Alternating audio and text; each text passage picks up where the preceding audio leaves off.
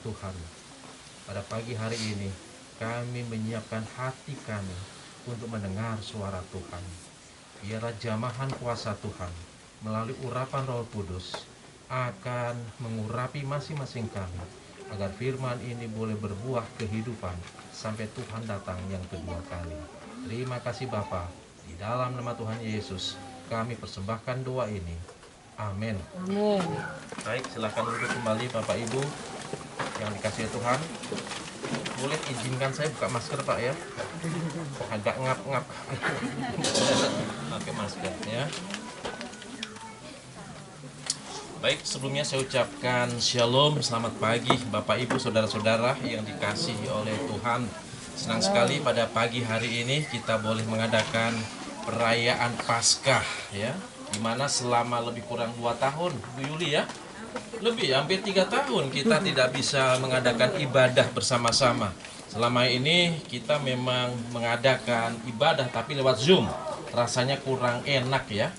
Bagaimanapun juga tetap kalau kita bersekutu bersama-sama ya, saling bersapa dekat satu dengan yang lain, itu akan jauh lebih nyaman dan lebih enak gitu ya Pak Pendeta Kaleb ya. Amin. Nah, puji Tuhan. Terima kasih Ibu Anita, mana? Bu Anita. Oh iya, terima kasih ya yang sudah menghubungi saya untuk menyampaikan firman Tuhan pada pagi hari ini.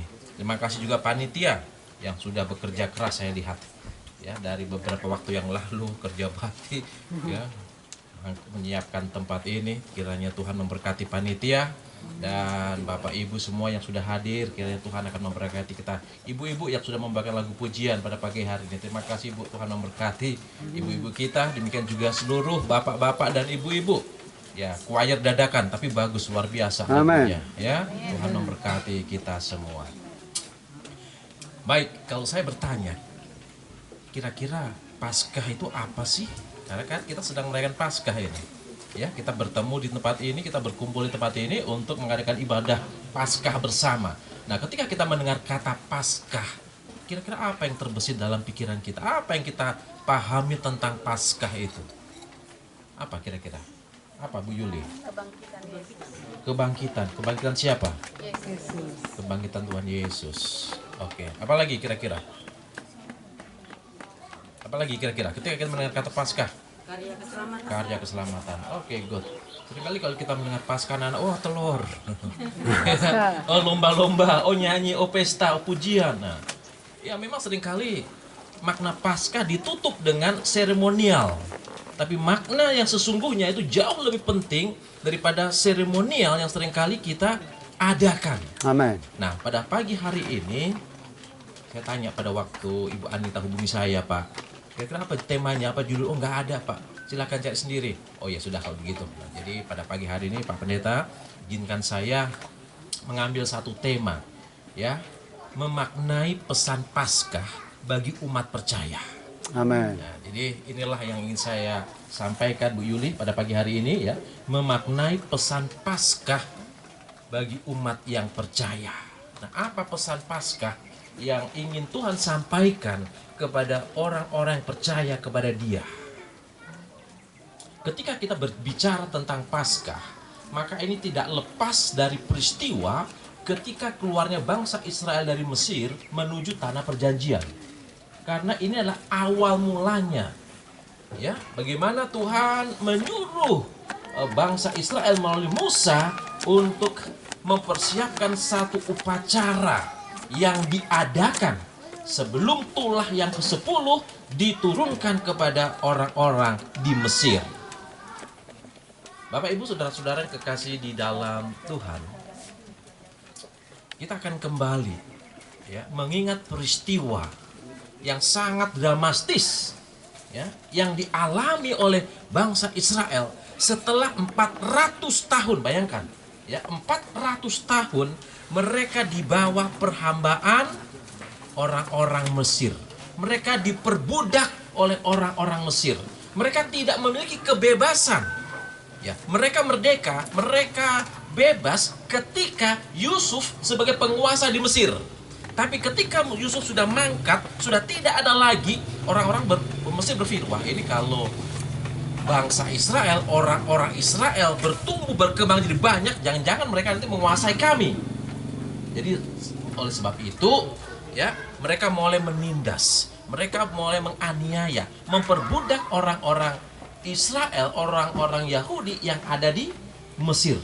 Dan memang selama 400 tahun lamanya mereka tidak bisa menyembah Allah mereka. Mereka kehilangan wujud Allah yang sesungguhnya. Mereka kehilangan makna ibadah yang sesungguhnya. Itulah sebabnya melalui Musa dan Harun, Tuhan memerintahkan agar bangsa ini bisa keluar dari perhambaan di Mesir. Baik, saya akan singkat-singkat saja karena mengingat waktu. Saya lihat kita semua sudah kepanasan ya. Sudah gini-gini. Saya takut nanti pingsan semua Pak. Ya, baik. Yang pertama, ya, makna pertama. Saya ambil dari Keluaran pasal yang kelima ayat yang pertama. Ya, jadi makna Paskah, ya, pesan makna Paskah bagi kita. Baik, boleh. Terima kasih kalau Bapak Ibu. Saya lihat nggak ada yang bawa Alkitab ini ya. Memang sudah biasa sekarang. Terima kasih ada yang bawa Alkitab. Puji Tuhan. Saya senang. Saya lebih senang bawa Alkitab daripada bawa handphone. Ya, dibilang kuno nggak apa-apa. Tapi Alkitab saya lebih suka daripada handphone karena handphone itu bercampur macam-macam. Ya, tapi kalau ini memang sudah firman Allah yang dikhususkan, yang sudah diasingkan untuk umat-umat Tuhan. Jadi senang sekali kalau kita membawa Alkitab ke gereja pun bawa Alkitab ya Bapak Ibu. Jangan biasakan bawa handphone. Ya boleh sih nggak salah. Sekarang sudah canggih ya. Tapi ingat handphone itu sudah bercampur macam-macam. Baca ini ting. Apa ini? Pesan WA. Ting. Wah, nggak bisa konsen ya. Jadi senang sekali. Baik, yang pertama. Kemudian Musa dan Harun pergi menghadap Fir'aun lalu berkata kepadanya, beginilah firman Tuhan Allah Israel, biarkanlah umatku pergi untuk mengadakan perayaan bagiku di padang gurun. Oke. Pesan Paskah pertama yang ingin Tuhan tanamkan dan tekankan kepada kita adalah bahwa Tuhan menginginkan agar umatnya mengadakan perayaan bagiku. Ada beberapa terjemahan berkaitan dengan mengadakan perayaan bagiku. Ya, saya akan bacakan. Ini terjemahan dari Alkitab. Ya, dari Alkitab Bahasa Indonesia Masa Kini dikatakan demikian. Supaya mereka dapat beribadat bagiku. Sedangkan firman Allah yang hidup dikatakan demikian. Mengadakan upacara ibadah untuk menyembah aku. Amin. Ya. Jadi Tuhan membebaskan bangsa Israel keluar dari perbudakan di Mesir supaya apa? Supaya mereka beribadat kepadaku. Supaya mereka mengadakan perayaan menyembah kepadaku. Saudara, konsep penyembahan itu sangat penting dalam Alkitab. Ya. Allah haruslah disembah. Hanya Allah yang patut untuk disembah. Bangsa Israel kehilangan makna penyembahan ketika mereka diperbudak oleh orang-orang di Mesir. Nah, itulah sebabnya Allah ingin memulihkan, mengembalikan makna penyembahan yang benar. Makanya dikeluarkan dulu, dibebaskan dulu, baru mereka bisa mengerti apa makna penyembahan itu. Amin. Saudara kekasih dalam Tuhan, ketika kita berbicara tentang penyembahan, maka ini berkaitan dengan kehidupan kita. Hidup adalah ibadah. Hidup adalah menyembah Tuhan. Hidup adalah untuk Tuhan. Ya, bangsa Israel 400 tahun menjadi budak. Saudara tahu, kita juga menjadi budak. Budak apa? Dosa. Budak dosa.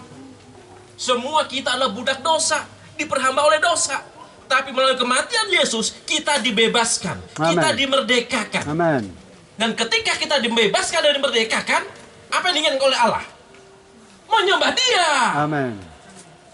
Ya kan? Menyembah Dia.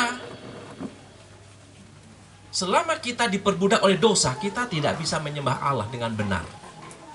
Tapi ketika kita percaya melalui kematian kebangkitan Yesus yang sudah membebaskan, merdekakan kita dari dosa, maka kita harus apa? Konsep menyembah Dia, menyembah Allah.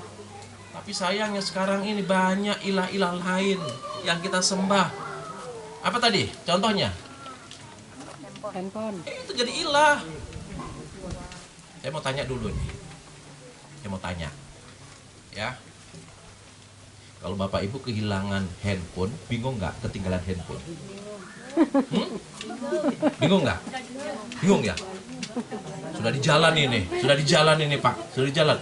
Aduh, lupa handphone. Balik, pulang. Ambil handphone dulu kan?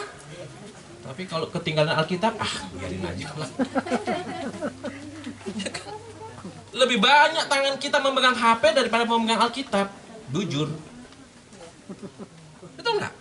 Itu sudah jadi ilah loh. Itu jadi berhala loh. Waktu kita berhari-hari berjam-jam buka HP, buka berita, buka YouTube, buka WA, buka macam-macam. Nggak salah sih. Tidak salah. Tapi ingat, yang utama adalah firman Tuhan. Amin. Menyembah Allah. Karena setan pintar. Dia gunakan kecanggihan, sarana yang ada untuk mengalihkan perhatian kita kepada Allah. Sehingga kalau kita tidak sadar, kita sedang terbuai dan diterjumuskan ke dalam dosa. Ya. Di dalam Yohanes pasal yang keempat, ayat 23 dan 24, ya. Ini adalah percakapan Yesus dengan wanita Samaria. Ya, kita tahu bahwa orang Yahudi tidak bergaul dengan orang Samaria. Tapi Yesus menjangkau orang-orang seperti wanita ini yang dikatakan wanita yang tidak baik.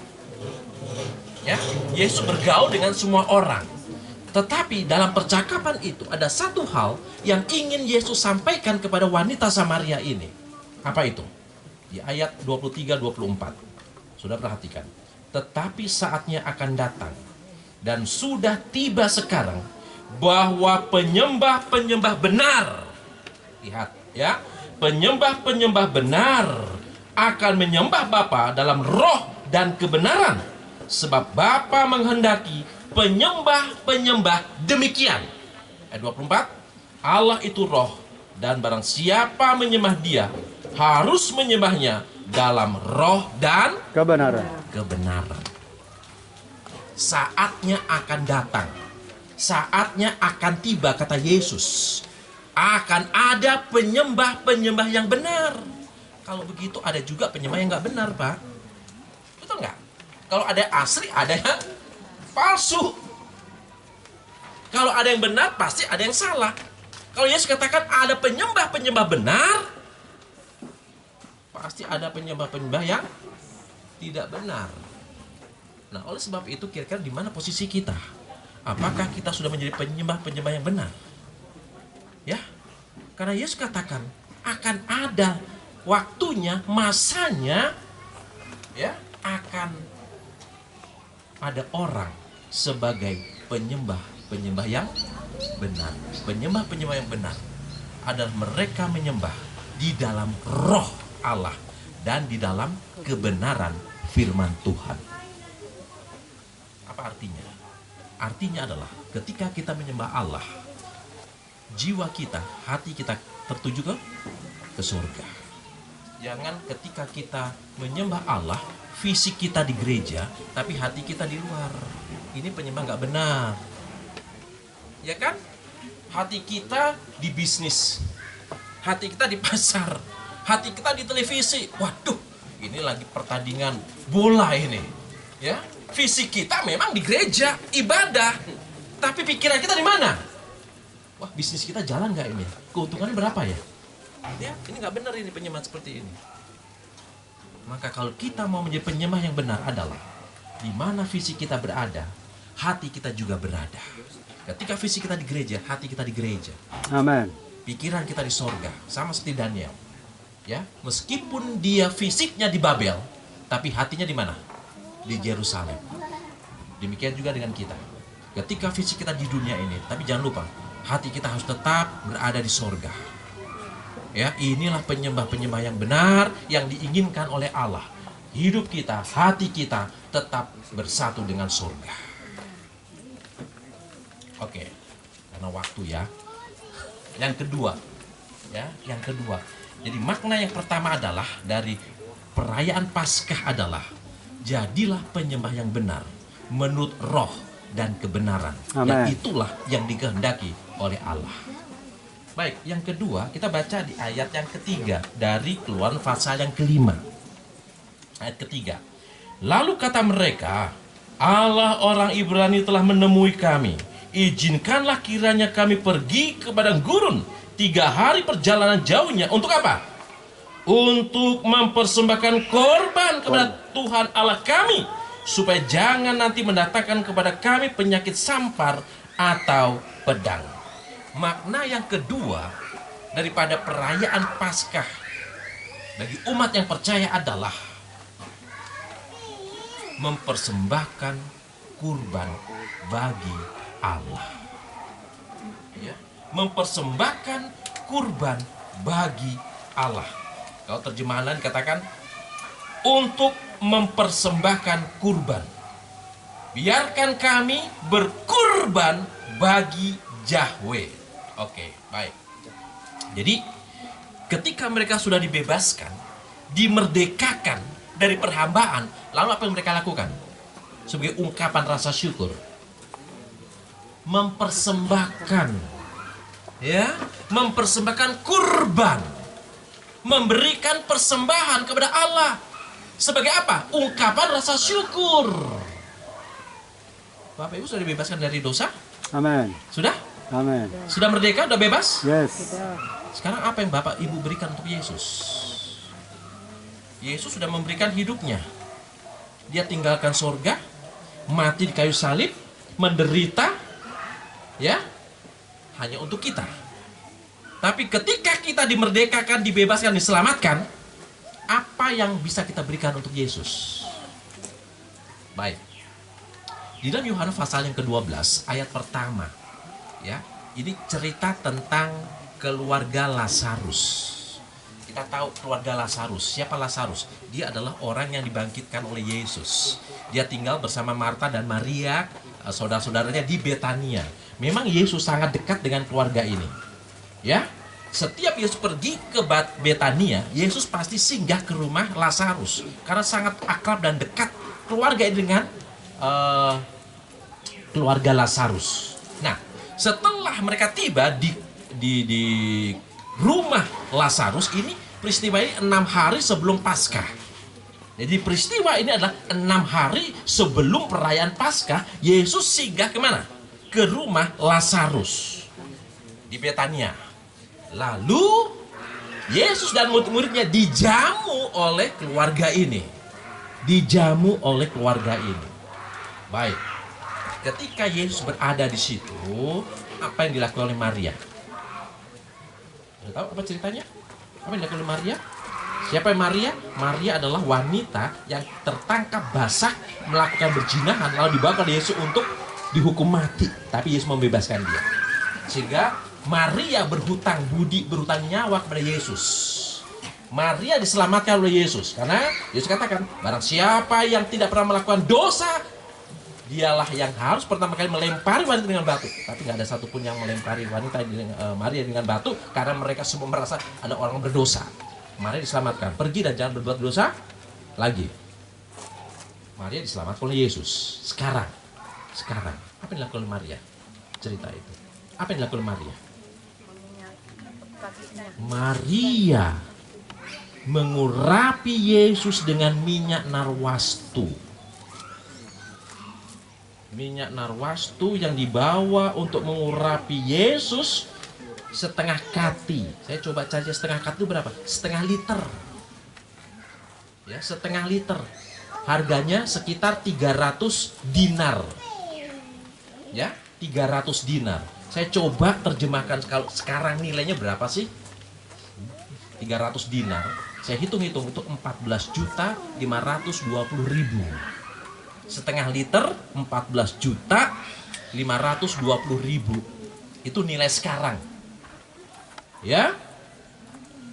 Maria ini bukan orang kaya, bukan orang hebat, tapi dia mau memberikan yang terbaik untuk Yesus dengan mencuci kaki Yesus dan menyekanya dengan apa? Rambutnya sendiri. Luar biasa ya. Ya. Yudas katakan, untuk apa sih mahal-mahal?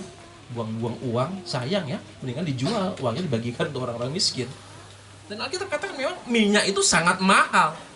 Sangat mahal. Saya pun nggak ada loh Bu, nggak punya minyak wangi seharga itu. Minyak wangi saya ya nggak ada Pak. Ada yang punya minyak wangi nggak? Andi, berapa minyak wanginya Pak?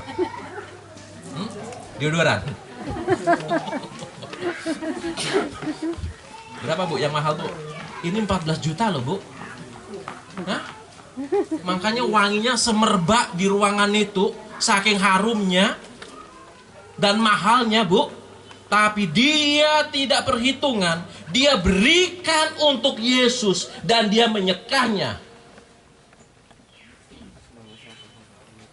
dengan rambutnya sendiri. Kita bisa bayangkan. Maria yang diselamatkan oleh Yesus, dia berikan yang terbaik untuk Yesus. Apa yang kita berikan untuk Yesus? Apa yang sudah kita lakukan untuk Yesus? Kita menumpuk harta, menumpuk kekayaan untuk kesenangan, kepentingan diri kita sendiri, untuk masa depan kita. Kita nggak tahu berapa lama umur kita di dunia ini.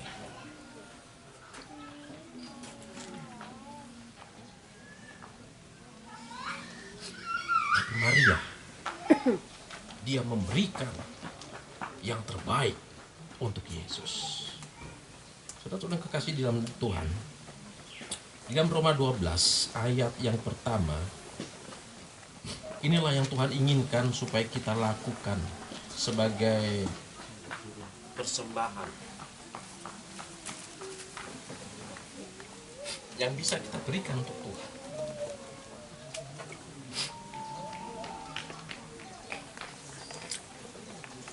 Karena itu saudara-saudara, demi kemuliaan Allah, aku menaikkan kamu, supaya kamu mempersembahkan tubuhmu sebagai persembahan yang hidup, yang kudus, dan yang berkenan kepada Allah. Itu adalah ibadahmu yang sejati. Apa yang diminta oleh Tuhan? Hidupmu, hatimu, persembahkan kepada Tuhan sebagai persembahan yang hidup. Tuhan tidak menginginkan harta kita sebenarnya. Tuhan nggak perlu. Mazmur 24 ayat 1 katakan bahwa dunia dengan segala isinya itu milik Tuhan, kepunyaan Tuhan. Ya, itu semua adalah milik Tuhan. Nah, oleh sebab itu Tuhan hanya ingin kita mempersembahkan hati kita, hidup kita, ya, kepada Tuhan sebagai persembahan yang hidup. Jadilah orang-orang Kristen sebagai umat-umat Tuhan, anak-anak Allah, ya, yang membawa terang di mana kita berada.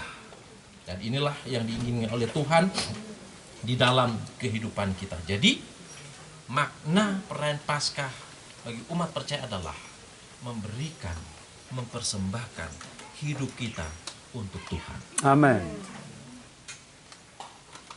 Lalu yang ketiga, ya, yang ketiga, kita baca di ayat yang kelima, ya, ayat yang kelima dari Keluaran pasal yang ke-6.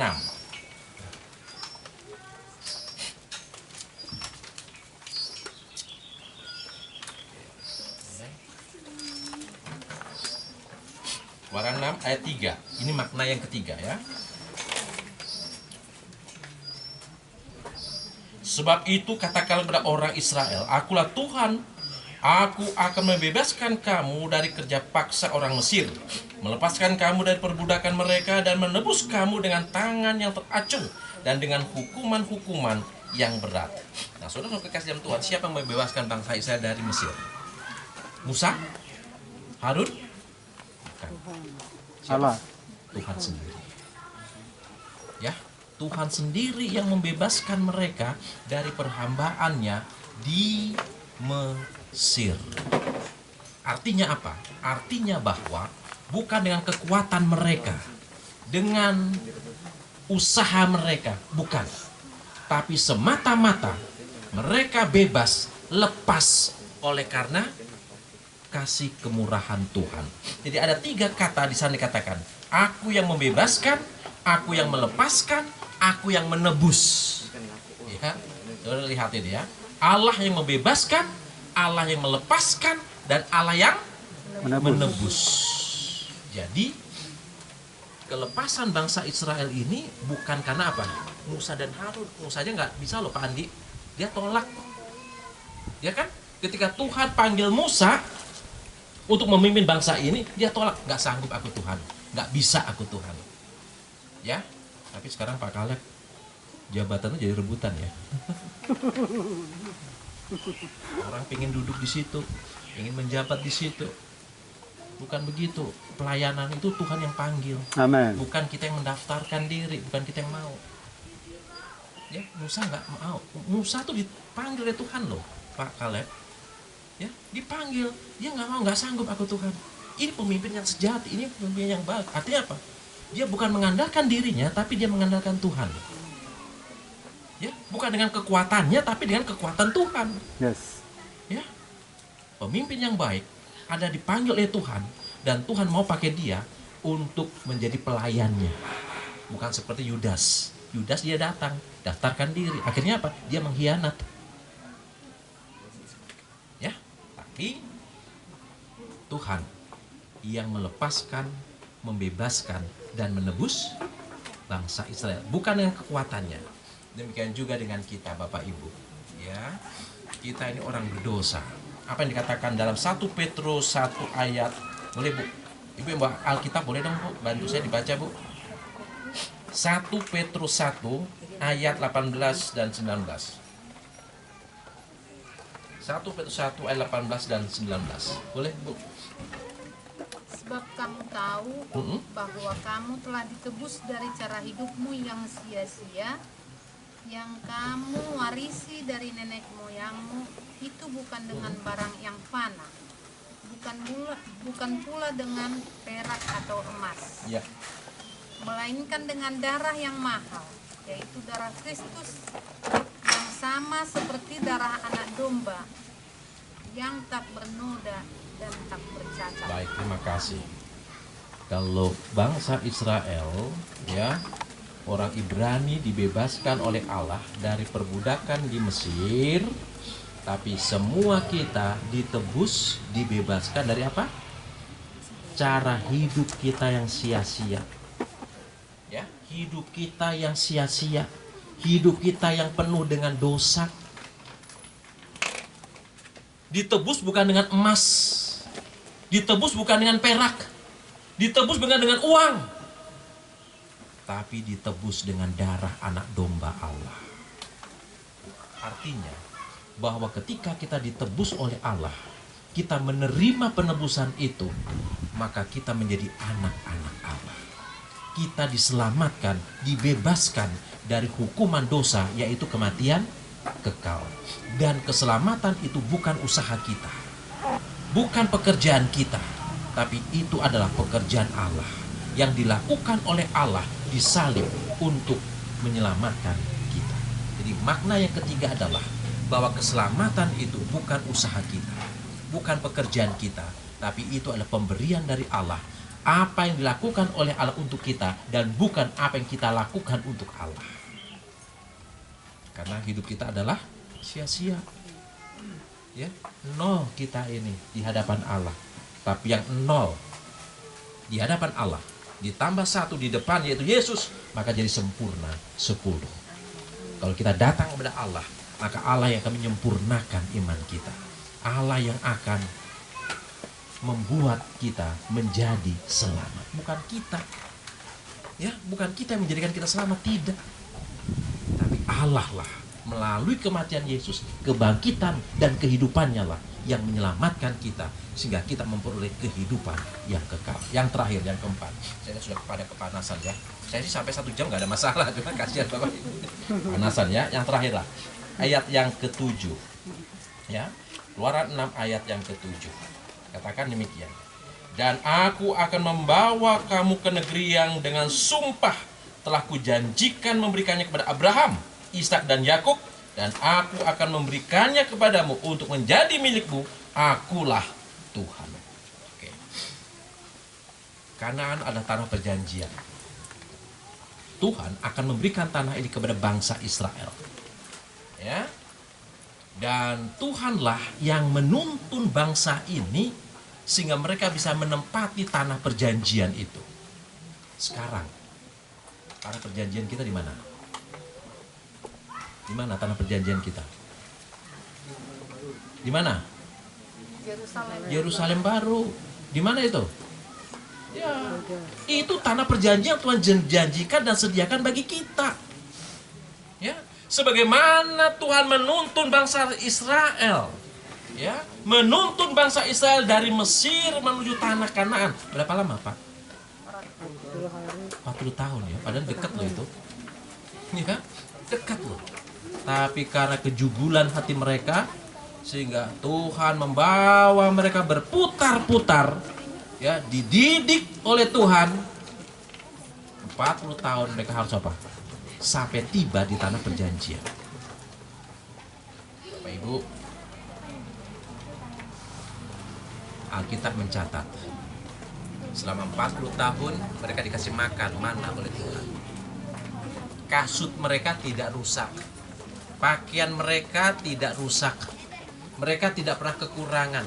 Kenapa? Karena tangan Tuhan yang membawa mereka sampai tiba ke tanah Kanaan. Sekarang kita sedang menuju kemana? Tanah Kanaan semawi, tanah perjanjian di sorga. Amen. Dan janji Tuhan sama, aku akan membawa kamu, aku akan memberkati kamu, aku akan menyertai kamu. Oleh sebab itu, jangan kita perlu takut, karena Tuhan akan yang membawa kita tiba ke negeri perjanjian itu. Kita akan dibawa oleh Tuhan, kita akan dituntun oleh Tuhan, kita akan diberkati oleh Tuhan, kita akan dicukupi kebutuhan kita oleh Tuhan. Dan biarlah makna Paskah pada pagi hari ini yang keempat adalah Tuhanlah yang akan menuntun tangan kita, Tuhanlah yang akan membawa hidup kita menuju tanah perjanjian semawi. Kiranya Tuhan memberkati kita, Tuhan menolong kita pada pagi hari ini. Biarlah kita menjadi umat-umat yang percaya, yang mengutamakan Tuhan dalam hidup kita, mencari Tuhan, menyembah Tuhan, ya, memberikan yang terbaik untuk Tuhan. Dan janji Tuhan adalah aku akan membawa kamu pulang ke negeri perjanjian. Tuhan memberkati kita semua. Amin. Amin.